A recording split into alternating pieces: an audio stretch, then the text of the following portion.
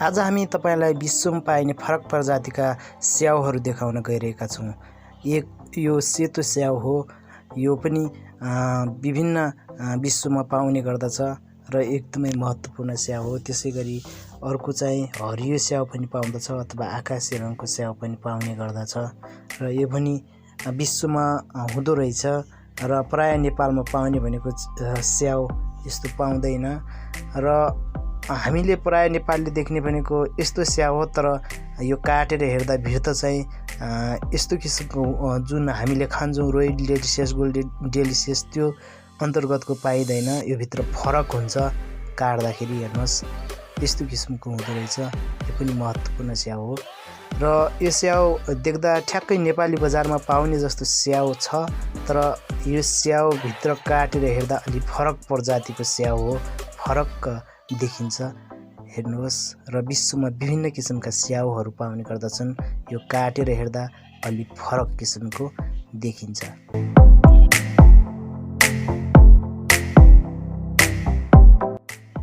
के तपाईले यस्तो कालो स्याउ देख्नु भएको छ? ब्ल्याक स्याउ अर्थात् कालो स्याउ। यो विश्वमा यो स्याउ पनि पाउने गर्दा रहेछ र यो पनि एकदमै महत्त्वपूर्ण स्याउ मानिन्छ। के तपाईले यस्तो खैरो स्याउ कहिले देख्नु भएको छ? यो पनि विश्व मार्केटमा यो स्याउ पनि पाउँदो रहेछ। एकदमै महत्त्वपूर्ण मानिदो रहेछ र यो स्याउ पनि विश्वमा पाउने गर्दछ।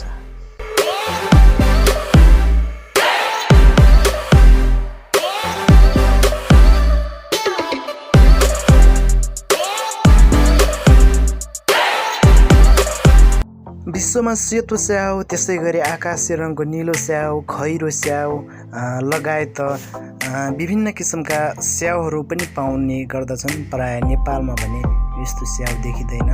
यो विश्व बजारमा विभिन्न ठाउँमा देखिन्छ। हेर्दा ठ्याक्कै नेपाली बजारमा पाउने स्याउ जस्तै भए पनि यसको भित्री रङ अथवा भित्री वर्ण भने फरक हुँदो रहेछ।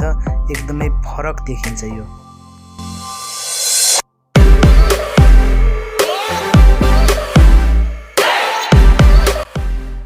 यो पनि हेर्दा ठ्याक्कै नेपाली बजार जस्तो अथवा नेपाली बजारमा पाइने स्याउ जस्तै देखिए पनि यसको भित्री भाग भने अलि फरक किसिमको देखिँदो रहेछ। यो काटेर हेर्दा अथवा यसरी काटेको देखाउँदा अलि फरक वर्णको देखिँदो रहेछ।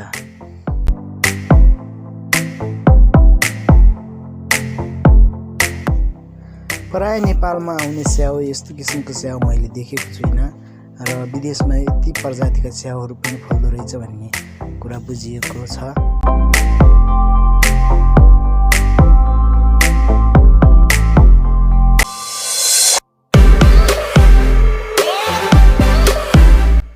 यो खैरो प्रजातिको स्याउ हो। यो अति एकदमै महत्त्वपूर्ण अथवा मिठासपन धेरै भएको स्याउ मानिदो रहेछ।